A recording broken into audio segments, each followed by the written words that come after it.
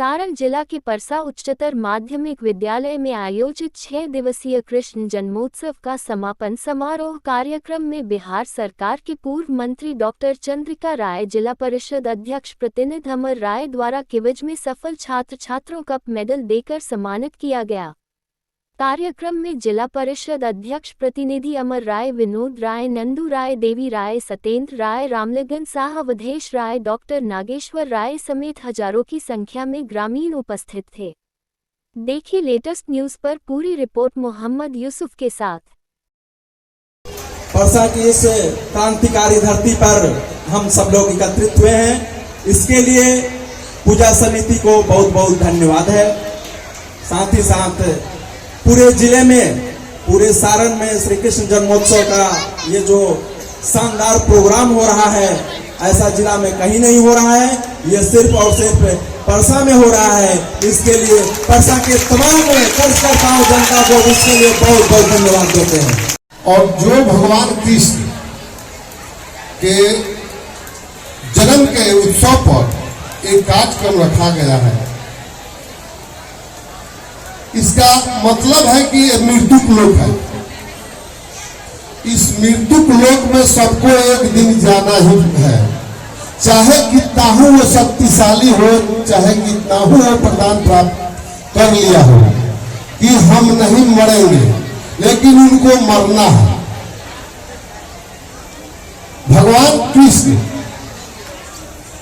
भगवान श्री रामचंद्र जी, भगवान विष्णु जी हर युग में प्रवेश करते हैं। जब जब धरती पर पाप के जब बोझ हो जाता है, अत्याचारी का अत्याचार से अंत होने लगता है, तो इन लोगों का अवतार होता है। कृष्ण भगवान के जो हम लोग जन्म उत्सव मनाते हैं, कृष्ण भगवान का अवतार हुआ है। यहाँ के पूजा समिति के अध्यक्ष शैलेंद्र जी और उनके साथ जितने भी नवयुवक साथी हैं, जो पूरे मन धन से उन लोगों ने लग करके इस आयोजन को सफल बनाने का काम किया है, उनको दिल से धन्यवाद देना चाहता हूं कि आप लोगों ने बहुत अच्छा कार्यक्रम करने का काम किया है।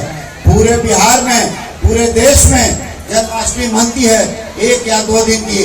आप लोगों ने पूरा जन्म से लेकर के छठी तक आयोजन करने का काम किया, इसके लिए आपको दिल से धन्यवाद देने का काम करते हैं।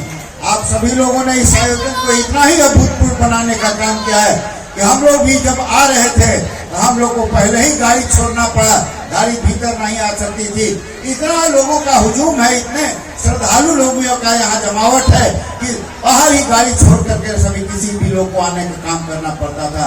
आज जन्माष्टमी के अवसर पर मैं श्री कृष्ण के संबंध में 2-4 बातें कहना चाहता हूँ। आप लोग सभी लोगों ने तो कार्यक्रम को देखने का काम किया है, कृष्ण लीला को भी आपने यहाँ देखने का काम किया है। हमारे नौजवान कलाकार, नौजवान बंधुओं का कलाकारी को भी देखने का काम किया है। मगर मैं इतना ही आप लोगों से कहना चाहता हूँ कि भगवान श्री कृष्ण की जो जीवनी थी, वो किस तरह से, जैसे हम लोग पढ़ाई में पूंजी का प्रयोग करते हैं, जीवन जीने की एक कला है जिसको हमारे भगवान ने सिखाने का काम किया है।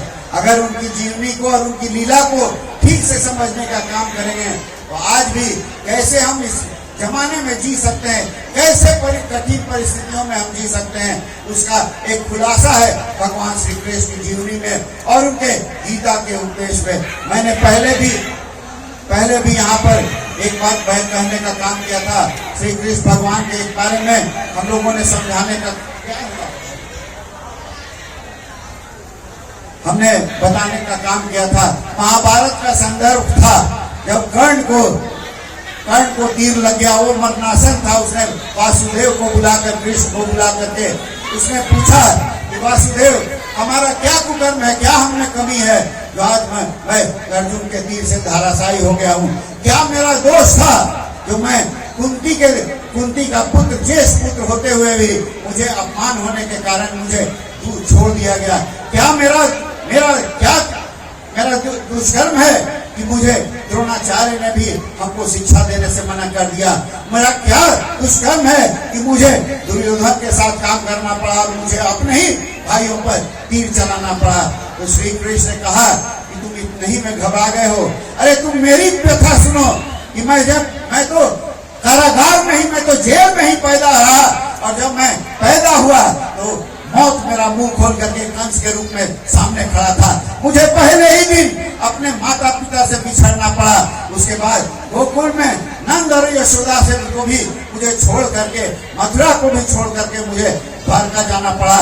तो मुझे तो मुझसे ज्यादा दुख किसको है? मैंने अपने संबंधियों को छोड़ा, मैंने अपने भाइयों दोस्तों को छोड़ा, मैंने अपनी प्यारी राधा को भी छोड़ करके मुझे द्वारका जाना पड़ा। तो मुझसे ज्यादा दुर्भाग्यवान कौन है? इस बात को समझने का काम करो। जब मैं भगवान हूँ, वासुदेव हूँ, तो मुझे इतना कष्ट है, तो तुम क्यों इतना दुख में रहते हो? इस कष्ट को सहने का काम करो। और मानव योनि में अगर जो जन्म लिया आदमी, उसको समझना पड़ेगा सुख और दुख एक साथ आएंगे, धूप और छांव एक साथ आने का काम करेंगे, शत्रु और मित्रता साथ साथ रहेंगे। मगर अगर आप थोड़ा सा भी समय अनुकूल, आप थोड़े से भी दुख से डर जाएंगे, थोड़े से भी बाधा से आप डरने का काम करेंगे, तो आप अपने जीवन में सफल होने का काम नहीं करेंगे। आपने देखा होगा कि माता सीता भी जो जनक के यहाँ, राजा जनक के यहाँ पैदा ली थी, उनका तो विवाह ही हुआ था राम से, पुरुषोत्तम राम से, जो राम अवतार, सातवां राम अवतार जो विष्णु के अवतार थे, उनमें हुआ था। मगर माता सीता को भी 14 साल वनवास में रहना पड़ा। रावण उठा करके ले गया, उनको अग्नि परीक्षा देनी पड़ी, और उसके बाद भी जब वनवास से लौटी तो एक धोबी के कहने पर उनको वनवास जाना पड़ा, उनको छोड़ करके, और उनको वन में लौ और कुछ पैदा लेने का काम किया। मैं ये प्रसंग इसलिए कहना चाहता हूँ कि आजकल के लोगों को मैं देखता हूँ तो थोड़े बात पर घबराने का काम करते हैं। जीवन में थोड़ा भी बाधा आता है तो उन लोग समझते हैं कि बहुत बड़ा हमसे, हमारे सामने तो बहुत विशाल सागर है, इसको कैसे मैं पार करूंगा, विशाल पहाड़ है, इसको कैसे चढ़ने का काम करूंगा। और मैं खासकर नौजवान लड़कों, बच्चों के बारे में कहना चाहता हूं, जो मैंने देखा है कि थोड़ा सा दिक्कत होता है, एक इम्तिहान में फेल हो गए, नीट नहीं पास किया, इंजीनियरिंग नहीं पास किया, घर छोड़ करके भाग जाते हैं। और दुखद होता है कभी कभी जब आत्महत्या करने का प्रयास करते हैं। इसलिए कृष्ण की बातों को याद रखो, दुख और सुख आएंगे, बाधा आएगा, कष्ट आएगा, निरंतर चलना है, बाधाओं को दूर करना है, मंजिल हम लोगों को मिलने का काम होगा। इस बात को समझने का काम करें। श्री कृष्ण भगवान ने कहा था कि अत्याचार, लोभ और अहंकार सबको खत्म करने का काम करती है। भगवान श्री कृष्ण पांडव जब वनवास से लौटे थे तो गए थे दूत के रूप में एक दुर्योधन से, उन्होंने बीच बचाव करने के लिए उन्होंने कहा था कि दुर्योधन, अगर तुम न्याय देना चाहते हो तो अपने साम्राज्य का आधा दो, अगर वो भी नहीं दे सकते हो तो 5 गांव दे दो जहाँ पांडव खुशी से रहते हैं, तुम्हारे खिलाफ हथियार नहीं उठाने का काम करेंगे। तो दुर्योधन ने अहंकार में और लोभ में कहा, सुई की नोक भर जमीन देने के लिए मैं तैयार नहीं हूँ। उसका अहंकार बोल रहा था, उसका लोभ बोल रहा था। तब भगवान ने कहा कि अब याचना नहीं, युद्ध होगा, और अहंकारी और लोभियों के सामने नतमस्तक नहीं होना होगा, उसके साथ युद्ध करने का काम होगा। तो उसके जब अहंकारी और लोभी बहुत आगे बढ़ करके क्रूरता दिखाने का काम करे, उसका भी वध होना चाहिए, उसके खिलाफ लड़ाई होना चाहिए, युद्ध होना चाहिए, संघर्ष होना चाहिए, और उसको पराजित भी करना चाहिए। ऐसा श्री कृष्ण ने कहने का काम किया था। आप लोगों ने संदर्भ भी सुना होगा, जब शिशुपाल जो कृष्ण के बुआ के बेटे थे, माने उनके भाई थे, कृष्ण को हमेशा उल जरूर बातें बोलने का काम करते थे, उनको टिप्पणियां कसते थे, व्यंग कसते थे, गाली देने का काम करते थे। इसलिए कि उनकी रुक्मणी जिनका विवाह बाद में कृष्ण के साथ हुआ था, उनको भी थोड़ा लगाव होने लगा था। इसलिए वो कहते थे, जब भी वो कुछ बोलना चाहते थे उल्टा पुल्टा, तो बलराम खड़ा हो जाते थे कि इस बात खत्म कर देने का काम किया। मगर श्री कृष्ण ने कहा ये अपना सहोदर है, इसलिए इसको छोड़ दीजिए। मगर उतना ही दिन छोड़ रहा हूँ जब तक कि 100 गलती करता है। 101वां गलती जिस दिन शिशुपाल ने किया, श्री कृष्ण ने अपना सुदर्शन चक्र से उसका गला काटने का काम किया। कहने का अर्थ यह है कि पापी अगर मन से बढ़ने लगे, आगे बढ़ने लगे, तो थोड़ा तो छोड़ना चाहिए, मगर पूरा नहीं। जब पाप का घड़ा बढ़ जाए तो उसे नष्ट करना आवश्यक है। इन सब बातों को आप लोगों को समझना पड़ेगा। श्री कृष्ण की लीला में सारा उपदेश है कैसे हम जीवन जीने का काम करें। कैसे ये तो कलयुग ही नहीं भ्रष्ट युग आ गया है। आज लोगों को उतनी आस्था नहीं है भगवान में, आज ईश्वर में उतनी आस्था नहीं है। आज आप देखिएगा, मजाक में बोल रहा हूँ कि जब लोग जो परीक्षा देने वाले बच्चे हैं वो भी जाते हैं, चाहे कोई भी जाता है हनुमान के मंदिर में, तो कहता है ये हनुमान जी परीक्षा में पास करा दीजिएगा तो 51 रुपए का लड्डू चढ़ाएंगे। ये नहीं कहता है, पहला ही लड्डू नहीं चढ़ाता है, कहता है कि पास करा दीजिएगा तो अब आपको लड्डू चढ़ाने का काम करेंगे। तो ये लोगों में आस्था को बनाए रखने की बात है। आज ईश्वर भगवान में आस्था करने की आवश्यकता है। दो ही तरीका है, ज्ञान का रास्ता है या भक्ति का रास्ता है। ज्ञान कितना भी ज्ञानी हो जाइए, उपनिषद पढ़ लीजिए, पुराण पढ़ लीजिए, सब पढ़ लीजिए, मगर ईश्वर तक पहुंचना बहुत मुश्किल का काम है। जिंदगी भर सोचते रह जाइएगा कि मुर्गी पहले हुआ या अंडा पहले हुआ, कौन पहले हुआ, ये सोचते रह जाएगा। ज्ञान से मैथमेटिकल कैलकुलेशन करते रह जाएगा।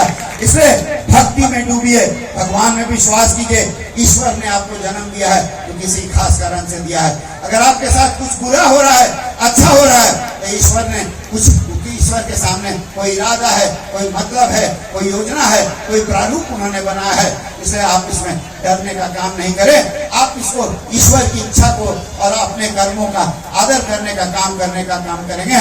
इन्हीं चंद शब्दों के साथ मैं देख रहा हूँ कि बहुत भारी भीड़ जमा है और सारे लोग व्याकुल हैं कृष्ण लीला को देखने के लिए। इन्हीं चंद शब्दों के साथ मैं सभी आयोजकों को बहुत धन्यवाद देता हूँ। रोहित के लिए जोरदार ताली बजाना चाहिए। बहुत होनहार लड़का है और हमेशा मेहनत करते रहता है।